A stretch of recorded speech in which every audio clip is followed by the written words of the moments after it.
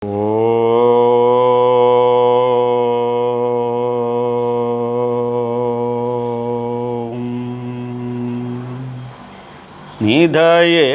സർവവിദ്യാനാം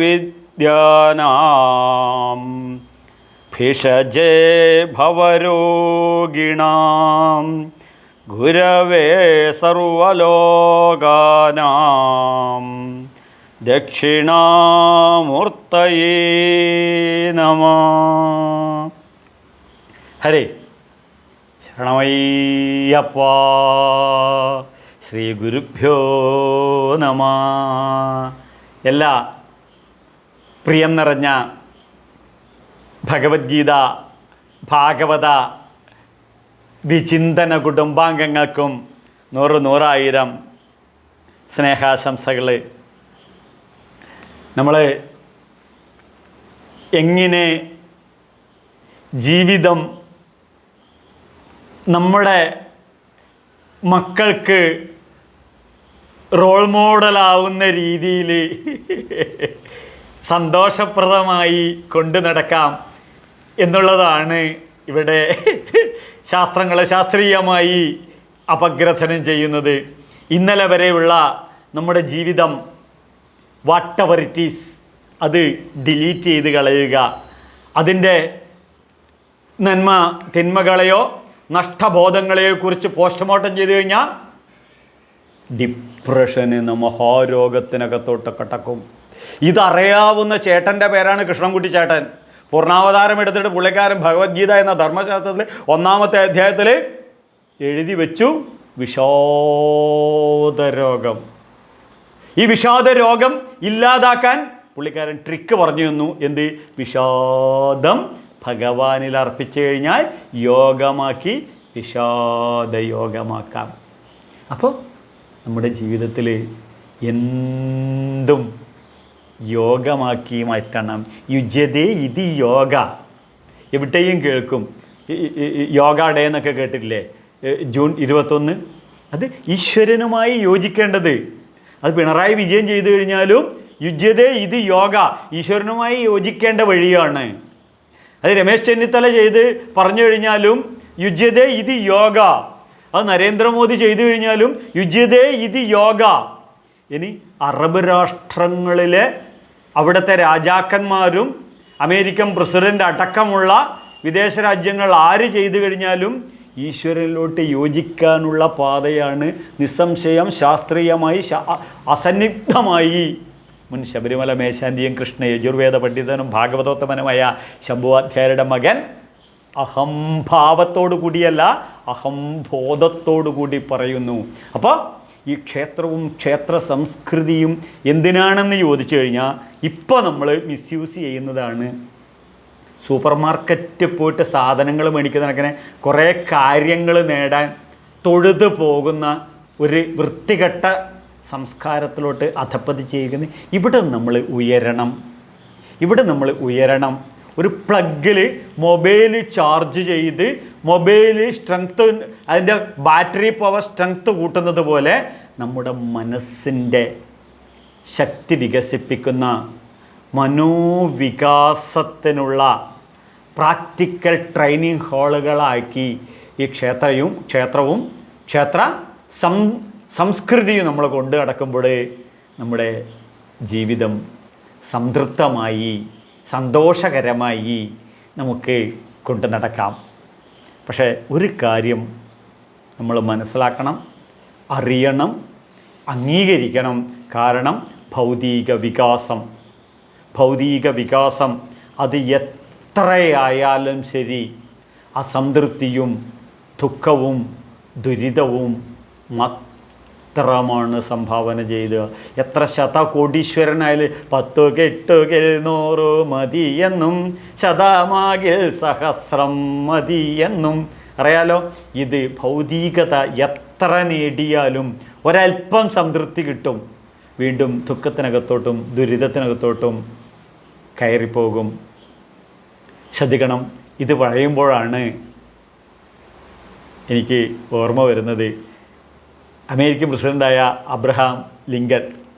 അപ്പോൾ ഈ പാശ്ചാത്യ സംസ്കൃതിയിൽ വളരെ ഇതാണ് ഈ അതായത് ഒരു സാധാരണ വ്യക്തിയിൽ നിന്നും വൈറ്റ് ഹൗസിലേക്കുള്ള ഉയർച്ച, അമേരിക്കൻ പ്രസിഡന്റ് പദത്തിലോട്ടുള്ള ഉയർച്ച, ഇത് അബ്രഹാം ലിങ്കനെ വെച്ചിട്ട് വെസ്റ്റേൺ കൾച്ചർ ലോകത്തിനോട് പറയുന്നു ഇതാണ് ജീവിതമെന്ന്. കാരണം ഇവിടെ ഭൗതികതയുടെ സമ്പന്നതയുടെ പ്രതീകമായിട്ടാണ്. എന്നാൽ എൻ്റെ സംസ്കൃതിയായ സനാതനമായ ഋഷിപ്രോക്തമായ ഈ ഭാരതീയ ഹൈന്ദവ സംസ്കൃതി പറയുന്നു മനോവികാസം മാത്രമാണ് സംതൃപ്തി, മനോവികാസം മാത്രമാണ് സന്തോഷം, മനോവികാസാധിഷ്ഠിതമായ ജീവിതമാണ് ജീവിതം. ശ്രദ്ധിക്കൂ, എൻ്റെ സംസ്കൃതിക്ക് പറയാനുള്ളതെന്ന് അറിയോ? സർവസമ്പന്നതയിലുമുള്ള ചക്രവർത്തി പദം വലിച്ചെറിഞ്ഞ് അന്തരാത്മാവിൻ്റെ സൗഖ്യം തേടി നടന്ന സിദ്ധാർത്ഥൻ്റെ കഥയാണ്. അവൻ ബുദ്ധനായി ഉയർന്ന് ലോകം മുഴുവൻ വളർന്ന ഒരു മതമായി മാറിയ ബുദ്ധമതം, ഹൈന്ദവ മതത്തിൻ്റെ ഒരു കുടുംബത്തിലെ, ഹിന്ദു കുടുംബത്തിലെ ഒരംഗമായ ഈ ഹൈന്ദവ ധർമ്മമാണ് നമുക്ക് ലോകത്തിന് കാണിച്ചു കൊടുക്കാനുള്ളത്. സർവ സമ്പന്നതയും ഉപേക്ഷിക്കുന്നു. കാരണം ഈ ഭൗതികത, ഈ ചക്രവർത്തി പദം ഒരു സംതൃപ്തിയും ഒരു ചക്രവർത്തിക്കും ഇന്നേ വരെ കൊടുത്തിട്ടില്ല. അതുകൊണ്ട് ശ്രദ്ധിക്കണം, ഈ ചക്രവർത്തി പദവും നേരത്തെ നമ്മൾ പറഞ്ഞില്ലേ, ആരെപ്പോലെയെന്ന് നമ്മൾ നേരത്തെ പറഞ്ഞത്, മസ്തിദ ജനകായച, ജനകൻ്റെ സ്ഥിതിയാണ്. സ്ഥിതി ഏത് രീതിയിൽ? മസ്തിദ ജനകായച ലോകസംഗ്രഹമേവാപി സംപശ്യൻ കർത്തുമർഹസി. കൃഷ്ണൻ അപൂർവ എക്സാമ്പിൾ പറയാറുള്ളൂ. ജനക മഹാരാജാവ് എന്താണ് ചെയ്യുന്നത്? രാവിലെ വെളുപ്പിന് 4 മണിക്ക് എഴുന്നേറ്റ് 6 മണി വരെ അദ്ദേഹത്തിന് പൂജയുണ്ട്. 6 മണി മുതൽ വൈകുന്നേരം 3 മണി വരെ ഭരിക്കുന്ന സമയത്ത് തൂക്കിക്കൊല്ലാൻ വിധിക്കും, ഫൈനാൻസ് എല്ലാ കാര്യങ്ങൾക്കും. 3 മണി മുതൽ 8 മണി വരെ അവിടെ വിദ്വൽ സദസ്സുണ്ട്. അദ്വൈത വേദാന്തമാണ് അവിടെ. അദ്വൈത വേദാന്ത വിദ്യാർത്ഥിയായ എനിക്ക് വളരെ സംതൃപ്തി നൽകുന്നൊരു ഘടകമാണത്. അപ്പോൾ അദ്വൈത വേദാന്തത്തിൻ്റെ ഡിസ്കഷൻ, അതിനുശേഷം അദ്ദേഹം പഠനത്തിന്. ഇതാണ് നമ്മൾ ജീവിതത്തിൽ റോൾ മോഡലായി കൊണ്ടു നടക്കേണ്ടത് എന്നാണ് കൃഷ്ണൻ നമ്മെ പഠിപ്പിക്കുന്നത്. അപ്പോൾ ഗൃഹസ്ഥാശ്രമ ധർമാചരണം ഭാഗവത ധർമ്മത്തിലൂടെയും ഭഗവത്ഗീതാധർമ്മത്തിലെയും വൈദിക സംസ്കൃതിയിലൂടെയും വേദവിഹിതമായ കർമാനുഷ്ഠാനങ്ങളിലൂടെയും കൊണ്ട് നടക്കണം. ഇതാണ് ഞാനും നിങ്ങളും അടങ്ങുന്ന ഹൈന്ദവ സമൂഹത്തിൻ്റെ ഡ്യൂട്ടി. അങ്ങനെ നമ്മൾ ഈ സംതൃപ്തമായ ജീവിതം കൊണ്ട് നടക്കുന്നത് റോൾ മോഡലായി നമ്മളെ മക്കളെ കാണുകയും അവരെ കാണിക്കുകയും അവർക്ക് ഇൻസ്പിരേറ്റഡ് പേഴ്സണായി ഞാനും നിങ്ങളും ഉയരുകയും, അങ്ങനെ വ്യക്തികൾ കൂടുന്ന കുടുംബവും, കുടുംബങ്ങൾ കൂടുന്ന സമാജവും, സമാജങ്ങൾ കൂടുന്ന സമൂഹവും, സമൂഹങ്ങൾ കൂടുന്ന രാഷ്ട്രവും, രാഷ്ട്രങ്ങൾ കൂടുന്ന മാനവരാശിക്കും നന്മയിൽ നിന്നും നന്മയിലോട്ട് ഉയരാൻ അനന്താനന്ദകരമായ പ്രകൃതി നമ്മെ പഠിപ്പിക്കുന്നു. അയ്യോ തിരുമേനി, അതെന്താ അങ്ങനെ പറഞ്ഞത്? അതുവരെ പറഞ്ഞപ്പോൾ മനസ്സിലായി. ഈ അനന്താനന്ദകരമായ പ്രകൃതി, ഒരു കാര്യം ചെയ്യടൂ, നീ ഒന്ന് കാറ്റടിക്കുന്ന ഒന്ന് ശ്രദ്ധിച്ചു നോക്ക്. നിൻ്റെ റൂമിൽ ഒരു എലിയെത്തിട്ടുണ്ടെങ്കിൽ ആ റൂമിൽ എന്തോ ഒരു നാറ്റം ഉണ്ടാവില്ലേ? ഉണ്ടാവും. ആ ദുർഗന്ധത്തിന് ജനൽ മുഴുവൻ അങ്ങോട്ട് തുറന്ന് വാതിലും തുറന്നിട്ട് ഒരു 10 മിനിറ്റ് കഴിഞ്ഞ് അവിടെ മുഴുവൻ പ്രകൃതി വന്നിട്ട് എന്തായും ക്ലീനാക്കും. അപ്പോൾ ഇപ്പം സന്തോഷമുണ്ട്.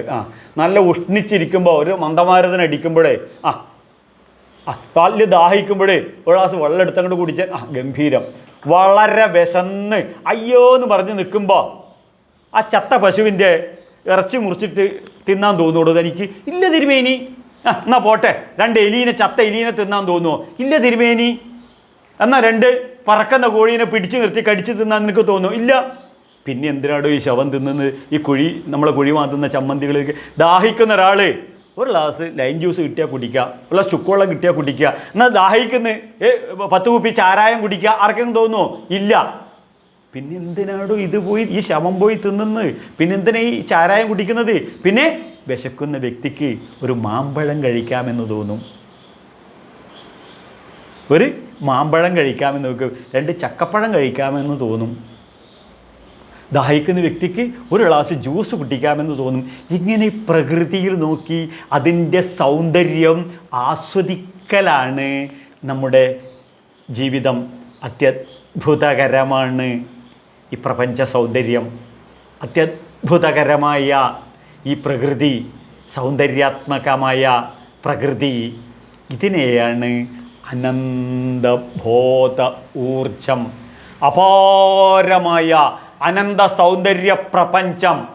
അതിൻ്റെ ഭാഗമാണ് ഞാൻ, അതിൻ്റെ ഭാഗമാണ് ഞാൻ. ഈ തിരിച്ചറിവയാണ് വേദങ്ങൾക്ക് നമ്മളോട് പറയാനുള്ളത്. ഇതാണ് വേദങ്ങൾക്ക് നമ്മോട് പറയാനുള്ളത്. ഈ പഞ്ചഭൂതാത്മകമായ പ്രപഞ്ചത്തിൽ ജലം, വായു, അഗ്നി, ആകാശം, ഭൂമി, ഇവ കൊണ്ടാണ് ഈ പഞ്ചഭൂതാത്മകമായ പഞ്ചഭൂത ഊർജ പ്രവാഹത്തിൻ്റെ ഒരു ഭാഗമാണ് ഞാൻ എന്ന് ശ്രദ്ധിക്കണം. ഞാൻ എന്ന് മനസ്സിലാക്കുമ്പോൾ മനസ്സൗന്ദര്യം വർദ്ധിക്കും. മനസ്സൗന്ദര്യം വർദ്ധിക്കുമ്പോൾ ആ പ്രപഞ്ച സൗന്ദര്യം ആസ്വദിക്കാനും ആ ആസ്വാദ്യത വികസിക്കാനും വികസിപ്പിക്കാനും even pickpocket you have must a guru. എൻ്റെ ഗുരുവായ സ്വാമി സത്യാനന്ദ സരസ്വതി തിരുവടികൾ, അദ്ദേഹത്തിൻ്റെ ഗുരുവാണ് സ്വാമി ചിന്മയാനന്ദ മഹാരാജ് പറയും. അദ്ദേഹം പറയും എല്ലാവർക്കും ഒരു ഗുരു വേണം. അങ്ങനെ നമ്മുടെ എല്ലാ ഗുരുക്കന്മാരുടെയും ഗുരുവാണ് ആര്? നമ്മളിവിടെ ആദ്യം ചൊല്ലിയ ദക്ഷിണാമൂർത്തി. എന്താണ്? നിധയെ സർവവിദ്യാനാം, സർവവിദ്യകളുടെയും നിധിയാണ് ഈ ദക്ഷിണാമൂർത്തി. ഭിഷജെ ഭവരോഹിണാം, അദ്ദേഹം ഭിഷഗ്വരനാണ്, അദ്ദേഹം വൈദ്യനാഥനാണ്. എൻ്റെയും നിങ്ങളുടെയും രോഗങ്ങൾ കണ്ട് അറിഞ്ഞ് മനസ്സിലാക്കി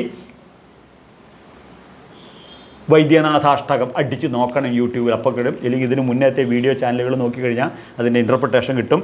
അപ്പം ഭിഷജേ ഭവരോ ഗുരവേ സർവ്വലോകാനാം, സർവ്വലോകങ്ങളുടെയും ഗുരുവാണ് ദക്ഷിണാമൂർത്തി.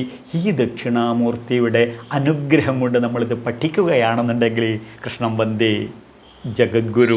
ജഗദ്ഗുരുവായ കൃഷ്ണൻ അർജുനനോട്, അർജുനൻ എന്ന് വെച്ചാൽ പരിശ്രമശാലികളായ ഞാനും നിങ്ങളും അടങ്ങുന്ന സമൂഹത്തെ ഉയർത്താനും ഉണർത്താനും വളർത്താനുമാണ് ശ്രീമദ് ഭഗവത്ഗീത എന്ന അപ്ലൈഡ് സയൻറ്റിഫിക് സയൻസ് നമ്മെ കൃഷ്ണൻ പഠിപ്പിക്കുന്നത്.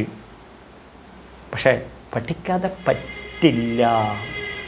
ഒരു സൈക്കിൾ ഓടിക്കണമെന്നുണ്ടെങ്കിൽ പഠിക്കണം, ഒരു തെങ്ങിൻ്റെ മുകളിൽ കയറുന്നുണ്ടെങ്കിൽ പഠിക്കണം, ഒരു തൂമ്പാപ്പണി എടുക്കണമെന്നുണ്ടെങ്കിൽ വരെ പഠിക്കണം. പഠിക്കാതെ പറ്റില്ല.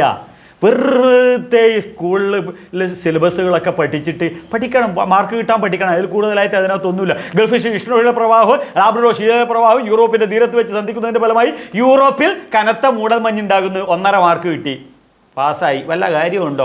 എനിക്കും കാര്യമില്ല, പഠിപ്പിച്ച ടീച്ചർക്ക് കാര്യമുണ്ട്, ശമ്പളം കിട്ടി, അത്രയേ ഉള്ളൂ. എഡ്യൂക്കേഷൻ ഡിപ്പാർട്ട്മെൻറ്റിന് എന്നെ പോലെ ഒരു മരമണ്ടനെ ഭൂമിക്ക് സംഭാവന ചെയ്യാൻ പറ്റി. ഇത് തിരിച്ചറിഞ്ഞോടുകൂടി ആ പുസ്തകം ഞാൻ തിരിച്ചു വെക്കുകയും ശ്രീമദ് ഭഗവത്ഗീത എന്ന അപ്ലൈഡ് സയൻറ്റിഫിക് സയൻസ് പഠിച്ച് ജീവിതത്തിൽ പ്രാവർത്തികമാക്കിയപ്പോൾ എൻ്റെ അച്ഛൻ്റെ ഒരു നല്ല മകനാവാൻ സാധിച്ചു. എനിക്ക് എൻ്റെ അമ്മയുടെ ഒരു പുന്നാര മകനായി തീരാൻ എനിക്ക് സാധിച്ചു. എൻ്റെ സഹോദരങ്ങളുടെ ഒരു നല്ല സഹോദരനാകാൻ ഭഗവത്ഗീത എന്നെ പഠിപ്പിച്ചു. എൻ്റെ ഭാര്യയുടെ പ്രിയപ്പെട്ട ഒരു ഭർത്താവാൻ എനിക്ക് ഉയരാനും വളരാനും സാധിച്ചു. എൻ്റെ മക്കളുടെ, ശ്രദ്ധിക്കണം, എൻ്റെ മക്കളുടെ റോൾ മോഡലായ ഒരു ആരാധ്യനായ വ്യക്തിയാകാൻ എനിക്ക് സാധിച്ചു. ശ്രദ്ധിക്കണം, അമ്മയും അമ്മായി അപ്പനും ബഹുമാനിക്കുന്ന വ്യക്തിയിൽ നിന്നും വ്യക്തിത്വമായി ഉയരാനും നിങ്ങളുടെയൊക്കെ കുടുംബാംഗങ്ങളായി എനിക്ക് വളരാനും വികസിക്കാനും സാധിച്ചത് ഈ ശ്രീമദ് ഭഗവത്ഗീത എന്ന ധർമ്മശാസ്ത്രത്തിൻ്റെ, ശ്രദ്ധിക്കണം, 7ാമത്തെ അധ്യായമായ ജ്ഞാന വിജ്ഞാനയോഗം. ജ്ഞാന വിജ്ഞാനയോഗം. ജ്ഞാനം എന്ന് പറഞ്ഞു കഴിഞ്ഞാൽ പുസ്തകം നോക്കിയോ ഗ്രന്ഥങ്ങൾ നോക്കിയോ കേട്ടറിവോ. വിജ്ഞാനം എന്ന് പറഞ്ഞു കഴിഞ്ഞാൽ പ്രാക്ടിക്കലായിട്ട് അനുഭവിച്ചത്.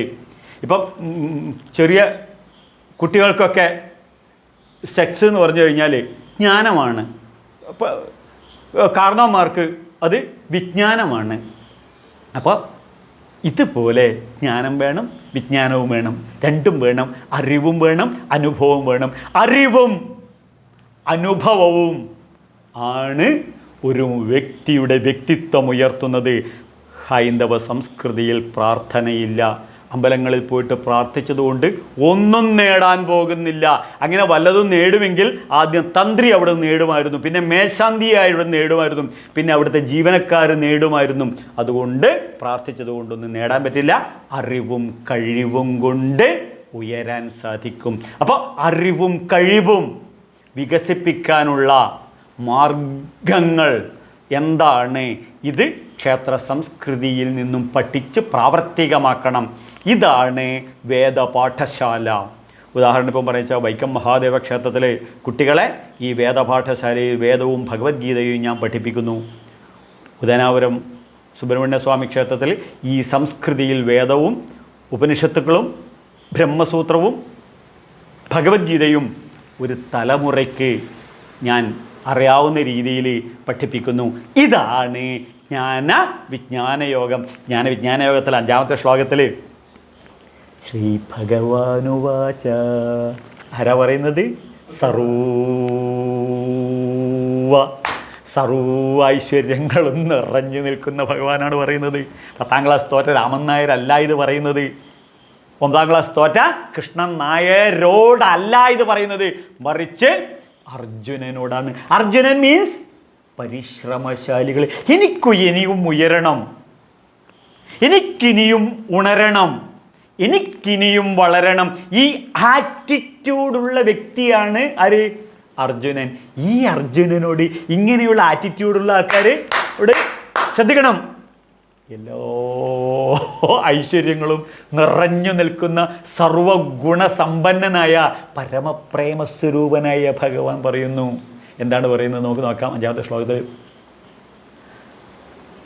അപരേയമിതസ്ത്വന്യാം പ്രകൃതിം വിദ്ധി മേ പരാം ജീവഭൂതാം മഹാബാഹോ യേദം ധാര്യതേ ജഗത്. ഈ ജഗത്തിനെ ധരിച്ചിരിക്കുന്നത് ഈ രീതിയിലാണ്. ഹേ മഹാബാഹോ, ഹേ മഹാബാഹോ, ഞാൻ നേരത്തെ പറഞ്ഞ ഹേ പരിശ്രമശാലി, ഹേ പരാക്രമി. ഈ പരാക്രമി എന്നുള്ള വാക്കിൻ്റെ അർത്ഥം പരനെ, മറ്റുള്ളതിനെ ആക്രമിച്ച് കീഴടക്കുന്നത് എന്നുള്ളതാണ്. അപ്പോൾ മഹാബാഹു എന്ന് പറഞ്ഞു കഴിഞ്ഞാൽ ശ്രദ്ധിക്കണം, ശത്രുവിൻ്റെ കോട്ട. നമ്മുടെ മനസ്സിൻ്റെ ശത്രു നമ്മൾ തന്നെയാണ്. അപ്പോൾ നമ്മുടെ മനസ്സിനകത്തുള്ള ഈ നെഗറ്റീവ് തോട്ടുകളെ, നമ്മളെ മനസ്സിനും നമ്മുടെ ജീവിതത്തിനും എഗേൻസ്റ്റായിട്ട് നിൽക്കുന്ന നമ്മളിൽ തന്നെയുള്ള ആസുരീകതയെ, ഇവയെ തകർത്ത് തരിപ്പണമാക്കി ഇറാനിൽ നമ്മളെ അമേരിക്കൻ പ്രസിഡന്റ് എന്തായുടെ പേര്, ട്രംപ് ചേട്ടൻ 3 എണ്ണം കൂടെ തകർത്തില്ലേ? അതുപോലെ നമ്മുടെ മനസ്സിനകത്തുള്ള ദുഃഖ ദുരിതങ്ങളെയും നെഗറ്റീവ് തോട്ടുകളെയും ആസുരീക ഭാവങ്ങളെയും തകർത്ത് തരിപ്പണമാക്കുന്ന, ശ്രദ്ധിക്കണം, ശാസ്ത്രങ്ങളുടെ പഠനങ്ങളിലൂടെ. ഹേ മഹാബാഹു, ഇത് പഠിക്കുന്നവനാണ് മഹാബാഹു. കൃത്യമായിട്ട് മനസ്സിലായല്ലോ. ശാസ്ത്രങ്ങളുടെ പഠനം മനസ്സിലായില്ല അല്ലേ? ഇല്ല തിരുവേനി. അതായത് ഈ ഓപ്പറേഷൻ ശസ്ത്രക്രിയ എന്നൊക്കെ കേട്ടിട്ടില്ലേ? എന്താണ്? ആയുധങ്ങൾ ഉപയോഗിച്ച് ചെയ്യുന്നതാണ് ശസ്ത്രക്രിയ. ഇതുപോലുള്ള പ്രാക്ടിക്കൽ ലൈഫിൽ നമുക്ക് ആയുധം എടുക്കേണ്ടി വരും ചിലപ്പോൾ. ആയുധങ്ങൾ എടുത്ത് അത് വേണമെന്നുണ്ടെങ്കിൽ പേന എടുക്കുന്ന ആൾക്കാർക്ക് പേന ആവാം. അതെന്താണോ അത്. അപ്പോൾ ശസ്ത്രം, പിന്നെ ശാസ്ത്രം, അത് ഇംപ്ലിമെൻ്റ് ചെയ്യേണ്ട തിയറി. ഇത്രയേ ഉള്ളൂ ജീവിതത്തിൽ. തിയറി ഹാളും പ്രാക്ടിക്കൽ ഹാളും ഒരുപോലെ കൊണ്ട് നടക്കണം. അച്ഛനും അമ്മയും ഒരുപോലെ വേണം, ഭാര്യയും മകളും ഒരുപോലെ വേണം, അമ്മയും ഭാര്യയും ഒരുപോലെ വേണം, അമ്മയും വേണം, അമ്മായിയമ്മയും വേണം. ഇവ എല്ലാം കൂടി കോർഡിനേറ്റ് ചെയ്യുന്നതിലാണ്, ശ്രദ്ധിക്കണം, നിന്റെ വ്യക്തിത്വം. അതിനെന്തേ ഉള്ളൂ? നിന്റെ മനോവികാസം നീ വികസിപ്പിക്കണം. ഇതാണ് കൃഷ്ണന് പറയാനുള്ളത്. അപ്പോൾ ശാസ്ത്രങ്ങളുടെ പഠനത്തിലൂടെ സ്വാമി ചിന്മയാനന്ദ മഹാരാജ് നമ്മൾ പറയും ബോഡി, മൈൻഡ് ആൻഡ് ഇൻ്റലക്ച്വൽ, ശരീരമനോ ബുദ്ധികളെ എന്ത് ചെയ്യണം? വികസിപ്പിക്കണം. അപ്പോൾ ദുഃഖത്തിൽ നിന്നും സമ്പൂർണതയിലേക്ക്, അപ്പോൾ ദുഃഖത്തിൽ നിന്നും സമ്പൂർണ്ണ സന്തോഷത്തിലേക്ക് കയറണമെന്നുണ്ടെങ്കിൽ ദുഃഖത്തിൽ നിന്നും സമ്പൂർണമായി പുറത്തു കിടക്കണം. അതിന് അറിവും കഴിവുമുള്ള ഹേ മഹാബാഹു, ഞാൻ നിനക്ക് പറഞ്ഞു തരാം. എന്ത്? ഈ പ്രകൃതിയുടെ ട്രിക്ക്. നഹി കശ്ചിത് ക്ഷണമപി ജാതുനിഷ്ഠം സ്വകർമ്മ കാര്യഹേ ഹവശകർമ്മ സർവം പ്രകൃതിയെ അർജുന. ഇത് കമ്മ്യൂണിസ്റ്റുകാർക്കും മുസ്ലിം ലീഗുകാർക്കും BJPക്കാർക്കും RSSകാർക്കും കോൺഗ്രസ്സുകാർക്കും പിന്നെ ഇടത്ത് പക്ഷക്കാർക്കും മതേതരക്കാർക്കും കമ്മ്യൂണിസ്റ്റുകാർക്കും മാർക്സിസ്റ്റുകാർക്കും സുഖമായിട്ട് പഠിച്ച് അവർക്കും ജീവിതം സുഖമായിട്ട് ഇംപ്ലിമെൻ്റ് ചെയ്യാം. വേണമെന്നുണ്ടെങ്കിൽ മുസ്ലിങ്ങൾക്കും ആവാം, ക്രിസ്ത്യാനികൾക്കും ആവാം. കാരണം ഇതെല്ലാവർക്കും പ്രാക്ടിക്കൽ. സർവം പ്രകൃതിയെ അർജുന. ഇവിടെ സംസാരിക്കുന്നത് അന്ധവിശ്വാസവും അനാചാരവും ഇല്ലാത്ത ഈ പ്രകൃതിയെക്കുറിച്ചിട്ടാണ്. എങ്കിലും ഞാനിപ്പോൾ പറഞ്ഞു തരാം, 2 തരം പ്രകൃതിയുണ്ട്.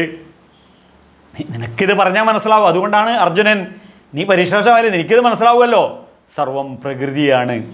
ആ പ്രകൃതിയെ നമുക്ക് ഇവിടെ ശ്രദ്ധിക്കണം, 2ആയി കൃത്യമായിട്ട് ഭഗവാൻ ഇവിടെ തരംതിരിച്ചു ഇരിക്കുന്നത്. ഒന്ന് അപരാപ്രകൃതി. അപരാപ്രകൃതി എന്ന് വെച്ച് കഴിഞ്ഞാൽ പൃഥിവിത്വം എന്ന് വെച്ച് കഴിഞ്ഞാൽ ഭൂമി, ആകാശം, ജലം, വായു, ആകാശം, ഈ പഞ്ചഭൂതാത്മകമായ പഞ്ചീകരിച്ചുണ്ടായ പ്രപഞ്ചം.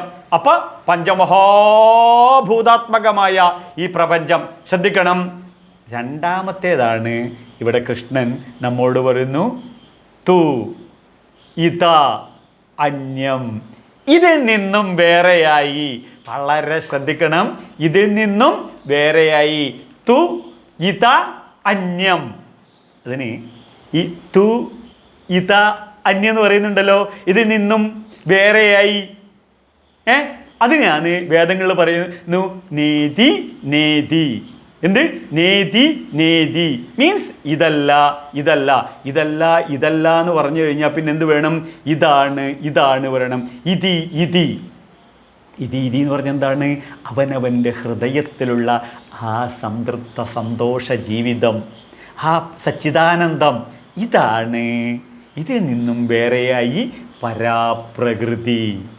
എന്താണ് പരാപ്രകൃതി? പരാപ്രകൃതി എന്ന് പറഞ്ഞാൽ ഇത്രയേ ഉള്ളൂ വെച്ചാൽ ആ പരമാത്മാവായ ജഗതീശ്വരനായ അണ്ടകടാഹത്തെ മുഴുവൻ ഭരിക്കുന്ന ജഗതീശ്വരനായ ജഗന്നാഥനായ സച്ചിദാനന്ദ സ്വരൂപനായ ജനാർദ്ദനനായ ആ ജീവാത്മാവ്, ആ പരമേശ്വരനായ പരമാത്മാവിനെ ജീവരൂപത്തിൽ അനുഭവിക്കുന്ന ജീവഭൂതാനാം വിദ്ധിമേ പരാം. നീ അറിയടാ അർജുന, എന്ത്? എൻ്റെ ഈ പരമമായിട്ടുള്ള ജീവഭൂതാന ജീവരൂപമാണ് മേ പരാം പ്രകൃതി വിദ്ധി, എൻ്റെ പരാപ്രകൃതി എന്ന് നീ അനുഭവത്തിലൂടെ അറിയുക. എങ്ങനെ? നിൻ്റെ ജീവൻ തൊട്ട്, നിൻ്റെ ഹൃദയം തൊട്ട്, നിൻ്റെ പൾസ് തൊട്ട് നീ നിന്നിലോട്ട് ബഹിർമുഖമായ ഇന്ദ്രിയങ്ങളെ എല്ലാം ആസ്വദിച്ചുകൊണ്ട് പരമാർത്ഥമായിട്ടുള്ള പുരുഷാർത്ഥങ്ങളായ നേടേണ്ട എല്ലാ നേട്ടങ്ങളും നേടിക്കൊണ്ട് ഈ സന്ദർഭത്തിൽ ഈ 2025 അനുഭവിക്കേണ്ട എല്ലാ സൗഖ്യങ്ങളും ബഹിർമുഖമായ ഇന്ദ്രിയങ്ങൾ കൊണ്ട് അറിഞ്ഞുകൊണ്ട് അന്തരാത്മാവിലേക്ക് തിരിച്ചു വിടണം. നിൻ്റെ ജീവനെ, നിൻ്റെ പ്രാണനെ നീ അനുഭവത്തിലൂടെ അറിഞ്ഞറിയണം. അപ്പോഴേക്കോ, അറിയുമ്പോഴേക്കോ യാ യാ ഇദം ജഗത് ധാര്യത്തെ, യാ യാ ഇദം ജഗത് ധാര്യതേ, അതാണ് ജഗത്തിനാധാരം, സനാതനമായ